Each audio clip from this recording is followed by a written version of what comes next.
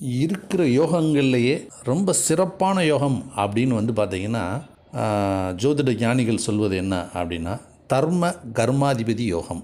அப்படின்னா என்னென்னா லக்னத்துக்கு 9 குடைவர் 10 குடைவர் 2 சேர்ந்திருந்தாலோ இல்லை பரிவர்த்தனையாக 9 குடைவர் 10ல் 10 குடைவர் 9ல் இருந்தாலோ பார்த்திங்கன்னா அது ஒரு அற்புதமான யோகமாக சொல்லப்படுது. ஆனால் அந்த மாதிரி அமைப்பு உள்ள பல பேருக்கு பார்த்திங்கன்னா அப்படி இருந்தும் யோகமாக இல்லை அப்படின்னா அதில் நல்லா புரிஞ்சுக்கணும்.